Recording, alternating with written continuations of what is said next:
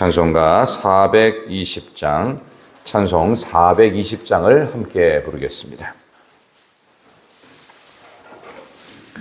너 성결케 위해 늘 기도하며 가사를 생각하시면서 420장을 다 함께 부릅니다.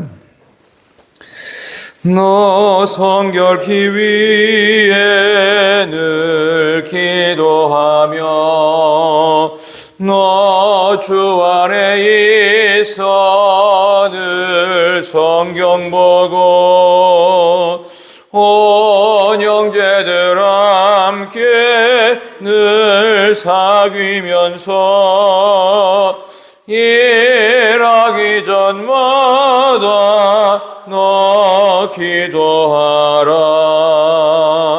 너 성결케 위해 내 머리 숙여 저 은밀히 계신 내 주께 빌라. 주 사귀어 살면 주 닮으리니 덜 보는 이마다 주 생각하리. 너 성결케 위해 주 따라가고 일 다급하여도 당황치 말고 참 즐거울 때나 또 슬플 때나 너 주님만 믿고 늘 따라가라. 너 성결케 위해 늘 기도하며 내 소원을 주께 다 맡기어라. 너 성령을 받아 주 섬겨 살면 저 천국에 가서 더 잘 섬기리. 아멘. 오늘 우리에게 주시는 하나님 말씀 열왕기상 13장입니다. 새벽에 늘 읽는 열왕기상 13장 25절부터 끝까지입니다. 구약 538쪽. 열왕기상 13장 25절부터 마지막까지 보겠습니다. 열왕기상 13장 25절에서 끝까지 자, 주신 말씀을 한 절씩 교독하겠습니다. 25절 열왕기상 13장 25절 지나가는 사람들이 길에 버린 시체와 그 시체 곁에 선 사자를 보고 그 늙은 선지자가 사는 성읍에 가서 말한지라. 그 사람을 길에서 데리고 가다가 선지자가 듣고 말하되 이는 여호와의 말씀을 듣는 하나님의 사람이로다. 여호와께서 그에게 하신 말씀과 같이 여호와께서 그를 사자에게 넘기시매 사자가 그를 찢어 죽였도다 하고 이에 그의 아들들에게 말하이로되 나를 위하여 나귀의 안장을 지우라. 그들이 안장을 지우매 그가 가서 먼저 그의 시체가 그의 물과 되었고 나귀와 사자는 그 시체를 세워 있는데 사자가 시체를 묻지도 아니하였고 나귀를 묻지도 아니하였더라. 늙은 선지자가 하나님의 사람의 시체를 들어 나귀에 실어 가지고 돌아와 자기 성읍으로 들어가서 슬피 울며 장사하되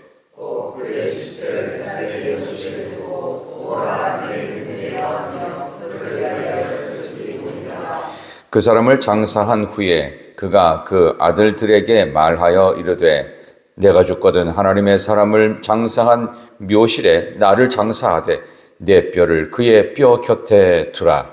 그가 여호와의 말씀으로 베들레헴에 있는 제단을 향하고 또 사마리아 성읍에 있는 모든 산당을 향하여 여기서 말하듯이 반드시 이룰 것입니다. 여로보암이 이 일 후에도 그의 악한 길에서 떠나 돌이키지 아니하고 다시 일반 백성을 산당의 제사장으로 삼되 누구든지 자원하면 그 사람을 산당의 제사장으로 삼았으며 죄가 되어 그 집이 땅 위에서 끊어져 멸망하게 되니라. 아멘. 잘 읽으셨습니다. 오늘 월요일 새벽 주신 말씀을 가지고 본능대로 말씀대로라는 제목으로 하나님 말씀 증거하도록 하겠습니다. 열왕기상에 있는 이 내용들을 쭉 계속해서 4월 달부터 말씀을 전하고 있는 과정에 있는데 열왕기라고 하는 책에 대해서 한번 좀 정리를 한번 여러분께 전 이해로 드리고 오늘 말씀으로 들어갔으면 좋겠습니다. 열왕기라는 책은 이스라엘 남유다가 바벨론에 포로 갔을 때에 기록된 것으로 알려진 책입니다. 그래서 바벨론 포로를 갔다 온 백성들에게 영적인 교훈과 메시지를 주기 위한, 겉으로 보면 왕들의 역사니까 역사서라고 생각하기 쉽지만 역사서처럼 보이는 예언서입니다. 그러니까 예언서는 이렇게 하면은 벌 받고 이렇게 하면은 복 받고 이런 식으로 순종과 불순종의 갈림길 앞에서 이스라엘 백성들을 과거에 너희들 어떻게 했니? 하나님 대신에 우상 섬겼지. 그리고 말씀대로 안 했지. 본능대로 살았지. 오늘 설교의 제목도 거기서 나온 겁니다. 본능대로 말씀대로. 우리의 선택의 갈림길 앞에서 과연 어떤 길을 선택해야 될 것인가? 포로에서 돌아온 이스라엘 백성들은 다시는 불순종으로 인하여서 지금과 같은 비극적인 역사, 70년의 포로, 70년의 노예 생활은 다시는 하지 말아야 되겠다라는 마음으로 썼던 책. 그게 바로 열왕기 상하. 그다음에 사무엘 상하도 같은 개념으로 역사서처럼 보이는 예언서다. 그래서 그걸 수요일마다 말씀을 드리고 있지요. 자, 그런 점에서 본다면 이거는 왕들이 이랬고 그 당시 중간중간에 중요한 에피소드가 이런 이야기가 있구나, 역사책이구나 라고만 보시지 말고 더 중요한 건 이 속에 숨겨진 예언자적 메시지를 우리는 잘 보셔야 됩니다. 그래서 늘 말씀드리는 대로 성경은 문자적으로 보시지 말고 문학적으로 이해를 하셔야 되기 때문에 이 전후 배경을 한꺼번에 이해하시는 게 좋아요. 근데 구약이 사실은 신약보다 훨씬 쉽습니다. 왜냐하면 이야기가 깔려 있어요. 그러니까 이야기 속에서 훨씬 더 이해가 빨라지겠죠. 근데 신약은 쉬워 보여요. 근데 훨씬 어렵습니다. 왜냐하면 거기는 신학이 깔려 있어요. 이야기가 깔려 있지 않아요. 그래서 마태복음부터 시작해서 사도행전까지만 보면 신약은 끝나요. 사도행전에 나오는 사도 바울이 전도 여행 다니면서 기록했던 서신도가 뒤에 꽉 차 있어요. 그러니까 실질적인 역사는 마태, 마가, 누가, 요한, 사도행전으로 신약은 끝나고 나머지 20여 권의 책들은 서신서로 돼 있고 계시록 정도 이렇게 붙어 있는 그런 개념입니다. 근데 신약은 대단히 신학적인 사상과 헬라, 문학, 철학 이런 것들이 내용에 나오지 않아요. 근데 구약은 다행스럽게도 스토리가 쭉 나와서 이해하는데, 자, 여기 내용 보세요. 가면 이게 이해가 다 딱딱딱 말아도 아주 떨어집니다. 어제 그런 개념에서 오늘 열왕기상 13장에 있는 내용을 보시는데, 이스라엘 나라가 두 쪽으로 갈라졌죠. 우리나라처럼 남과 북으로. 남쪽에는 2개 지파 남유다, 유다, 베냐민. 그 다음에 북쪽에는 10개 지파, 굉장히 커요. 여기는 여로보암이 다스리는 나라. 근데 여로보암 일대, 태조에 대해서 이야기하는 부분인데, 이 여로보암이 이 첫 발걸음을 잘못 내딛습니다. 그러니까 뭐든지 첫 단추를 잘 꿰어야 옷도 깔끔하게 들어가요. 아무리 비싼 옷도 단추 엉망으로 꿰어놓으면 저 비싼 옷 갖고 왜 저 모양으로 입고 다녀 하면서 쯧쯧쯧 하면서 안 좋게 보죠. 근데 그냥 비싸지 않아도 단정하게 단추 잘 꿰서 제대로 입고 있으면은 깔끔하다, 보기 좋다. 근데 여기 나오는 여로보암은 첫 단추부터 잘못 끼웠습니다. 본인은 그럴듯하게 만들었지만 본인이 만든 것들이 엉망이 아니라 하나님 보기에 벌받기 딱 좋은 상황으로 만들었습니다. 그래서 오늘 본문에 34절 보세요. 이게 이제 악명 높은 여로보암이 어떻게 앞으로 할 것인지, 장차 북이스라엘 나라가 어떻게 망할 것인지에 대한 것들을 깔고 있는 본문이에요. 34절 보겠습니다. 이 일이 시작. 여로보암의 집에 죄가 되어 그 집이 땅 위에서 끊어져 멸망하게 되니라. 아멘. 여로보암의 집에 죄가 됐다. 그래서 여기서 나온 유명한 열왕기상에 나오는 계속되는 이 북이스라엘에 대한 이야기 나올 때마다 나오는 아주 악명 높은 아주 치욕적 인이 뭐냐 하면은 여로보암의 길로 행하였더라. 여로보암이 했던 대로 첫 단추를 잘못 낀 대로 한 번도 하나님께 돌이키지 않고 계속 우상 숭배만 했다. 이게 여로보암의 길이라는 겁니다. 이것과 비교되는 길은 다윗의 길로 행하였더라. 그래서 이스라엘 그 남유다의 그 기록은 그래도 은혜로운 기록, 하나님이 함께하는 나라의 기록인데 다윗의 길로 행했다. 근데 남유다는 그 내용을 그래도 좋은 쪽으로 다 가기 때문에 감사하게도 여로보암이라는 단어를 쓰지 않습니다. 다윗의 길로 행하였더라, 혹은 그렇지 못했을 때는 다윗의 길로 행하지 않았더라, 이런 식으로 이제 나옵니다. 여러분은 선택의 갈림길에서 본능대로 사시겠습니까? 말씀대로 사시겠습니까? 되게 말씀대로 살아야죠. 당연히 말씀대로 사는 복된 한 주간 되시기를 진심으로 축원합니다. 자, 근데 우리는 여기서 또 하나 재미난 사실을 생각하는 게, 본능대로 안 살고 생각을 많이 하면 되는 거 아니냐. 회의도 많이 하고 그리고 지혜도 많이 굴려보고 나름대로 고민도 많이 하며 살면 그거 괜찮은 거 아니냐라고 생각하지요. 근데 우리가 생각하고 우리가 만들어낼 수 있는 지혜로운 방식이 그게 진짜 해결책이 되든가요? 결국은 그것도 별 볼 일 없습니다. 남들이 보기에는 별거 아닌 것 같고 맨날 똑같은 거 하는 것 같지만 그게 진짜입니다. 그래서 성도는 생각으로 살지 않고 회의로 살지 않고 지혜로 살지 않고 말씀으로 살고 기도로 살아야 돼요. 말도 기도하듯이 말해야 됩니다. 이게 참 중요합니다. 그래서 우리가 오늘 이 말씀을 대하면서 여기 나오는 이 내용은 어제 주일 새벽에 됐던 내용과 계속 연결되어지는 내용인데, 이 내용을 보면 그냥 간단히 이런 겁니다. 여로보암 왕이 드디어 베델이라고 하는 남쪽 지역과 단이라고 하는 북쪽 지역에다가 금송아지 우상 딱 갖다 놓고, 야, 너희들 절기 때마다 남쪽 경계선 넘어서 예루살렘 남유다 가지 마. 거기 우리나라 아니야. 대신 내가 더 멋들어진 금송아지 우상을 북쪽, 그쪽 가까운 사람은 그쪽 가. 남쪽은 단, 남쪽은 여기 베델 가까운 사람은 이쪽으로 가. 해가지고 금송아지 우상을 엄청나게 화려하게 만들어 놓고, 자, 그럼 제사장이 어떻게 누구를 할 거냐? 레위 지파만 할 거 아니야? 제사장은 누구나 할 수 있어. 그 다음에 절기도 제가 어제 말씀을 드렸죠. 대예배를 만든 것은 농번기 때 최고로 좋은 시간 11시도 우리는 희생하면서 하나님의 공급하심을 받겠다. 그게 11시 예배예요, 그게. 그래서 대예배라는 말을 우리 선조들이 썼고, 그리고 예배실도 대예배실이라는 표현을 거기서 쓴 거예요. 크니까 대예배실이 아니고 그만큼 내가 많은 것을 헌신하며 희생하며 하나님께 집중한다. 그런 식으로 본인이 하나님의 절기를 바꿔버립니다. 농번기 때 가지 말고 한산한 때 모여. 그래서 남유다하고 절기가 달라요. 하나님이 싫어하는 짓만 골라서 합니다. 그게 여로보암의 죄예요. 여로보암의 길이에요. 그런 식으로 망쳐버립니다. 그래가지고 실제로 밑에 있는 그 유다 땅과 경계지 남쪽인 베델에서 본인도 마치 아무나 제사장 했으니까 왕도, 여로보암 왕도 지가 막 이래서 제사 드리면서 뭔가를 하고 있는데 남쪽에서 온, 그야말로 예루살렘에서 온 진짜 하나님의 선지자가 와가지고 그걸 막 뿌리습니다. 이러다 큰일 난다.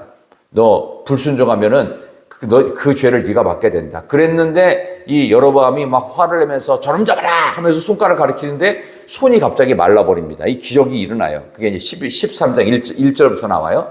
그러니까 그 내용 속에서 하나님께서 다시 하나님의 사람을 통해서 여로보암 고쳐줘라. 그러니까 말랐던 손이 기적적으로 나요. 그러니까 이 기적을 보니까 아무리 나쁜 놈도 기적을 본인이 체험하면요, 아, 그러지 말고 나와 함께 물도 마시고 나와 함께 밥도 먹고 여기서 쉬다 가라. 근데 하나님이 그거 하지 말라고 그랬거든요. 하나님 믿지 않는 자들의 그 행동을 따라하지 말라고 그래서 오던 길도 아니고 다른 길로 돌아가고 물도 마시지 않고 먹지도 않고 그냥 빠져나오는 길에 어제 새벽에 읽은 본문에 보면은 베델에 있는 아주 늙은 선지자 하나가 와서 물어요.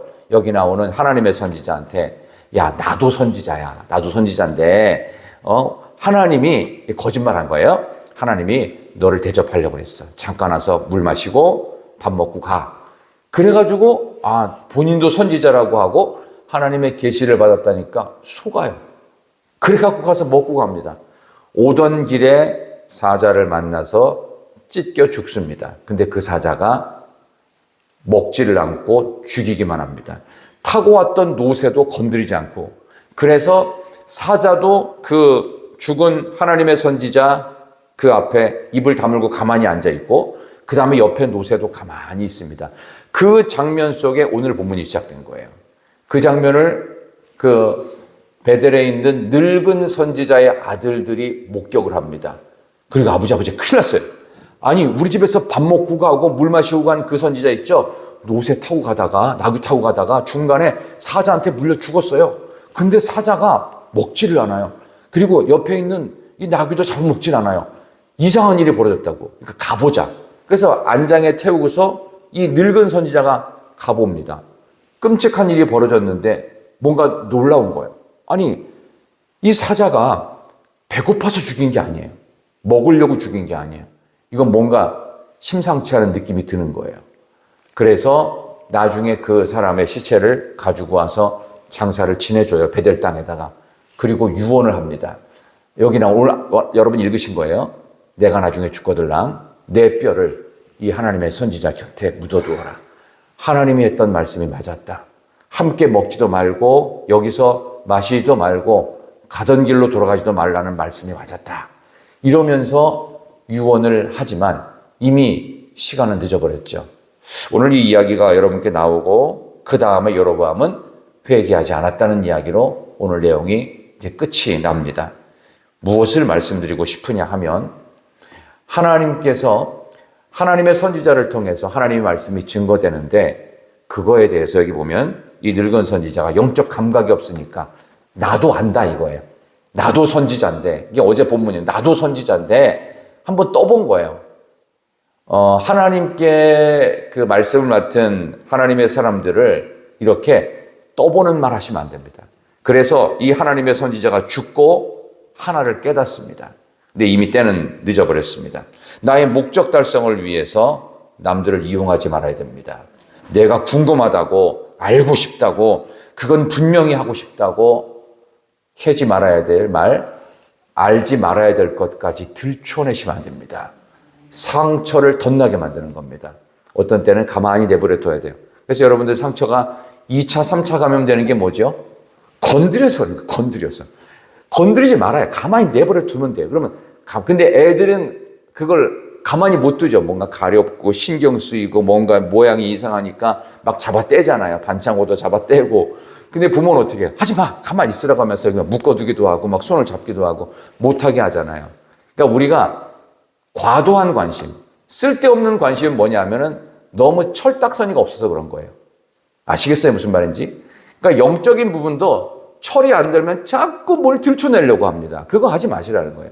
그냥 가만히 내버려 두면 언젠가, 그때 내가 가만히 뒀는데, 그게 그렇게 된 거 맞았구나. 이렇게 깨달아야 되는데, 내가 헤집어가지고 굳이 뭐 하려다가 일을 망쳐버리고, 그 옆에 뭐 뼈를 묻어둔 거하고 뭔 상관이 있어요.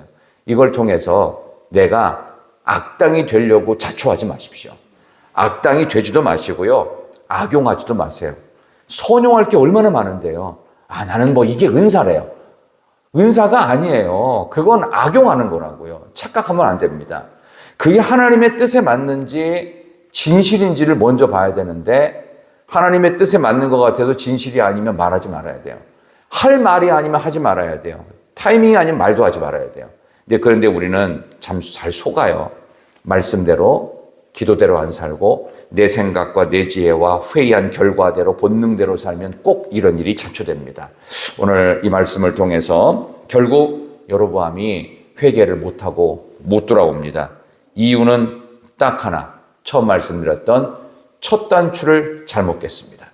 첫 번째 행동의 잘못은 여기 나오는 여로보암이 오늘 33, 34절 우리 한 번만 더 읽어볼까요? 33절과 34절 여로보암이 시작.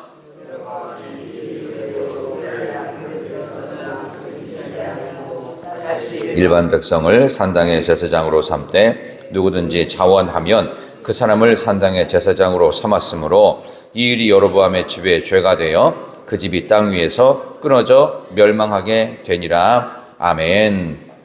자원하면 원하는 사람들 제사장 좋습니다. 자, 여기서 질문. 그러면 자원한 산당의 제사장들 월급은 누가 줄까요?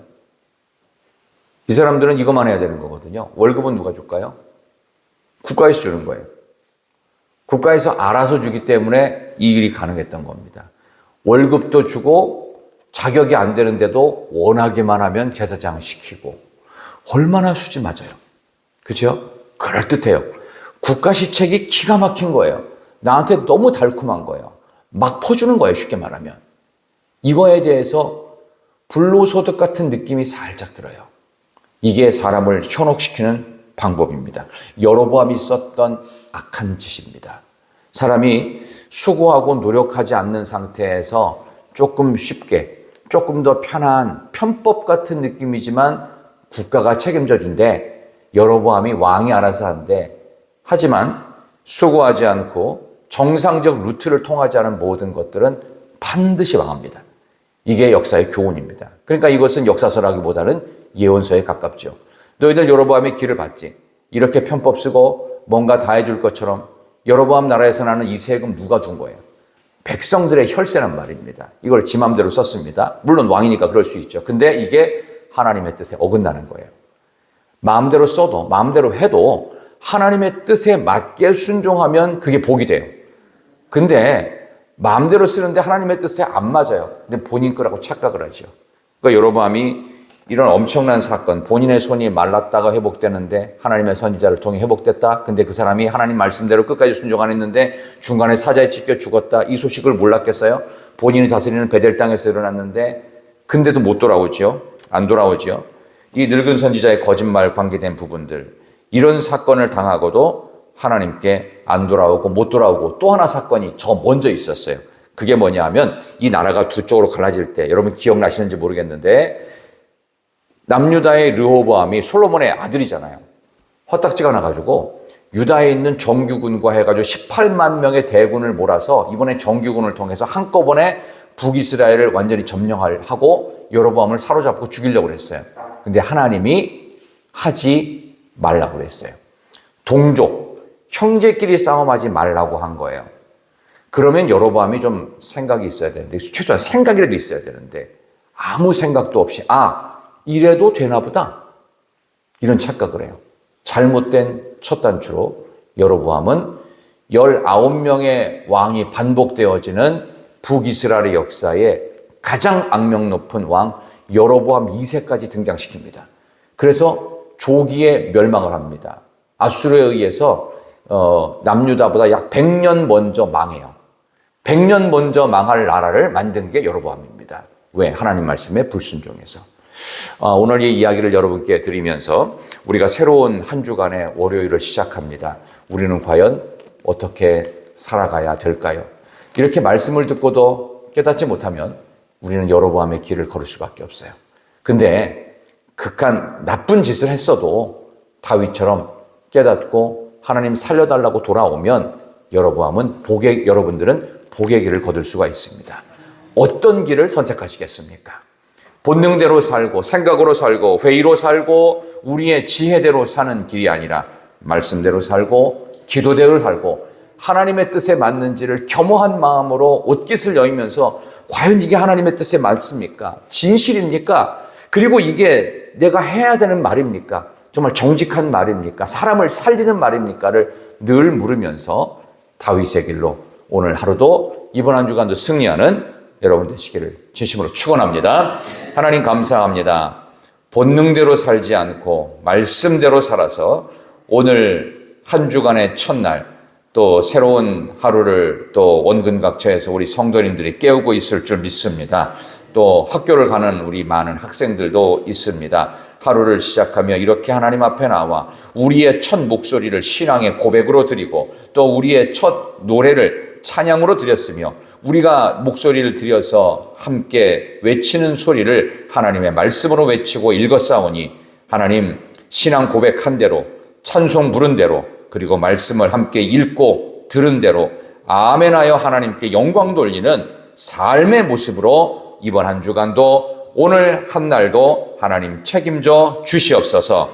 여로보암의 죄가 있는 그러한 악한 길이 아니라 다윗처럼 부족하고 허물이 있고 반복되는 범죄가 있을지라도 하나님께 돌아와 하나님 앞에 새롭게 설 수 있는 복된 하루하루가 되게 해주시기를, 오늘도 영적인 첫 단추를 새벽 예배로 끼워싸우니 우리의 한날이 하나님의 은혜 가운데 복되게 해주시기를 예수님의 이름으로 기도하옵나이다. 아멘. 하늘에 계신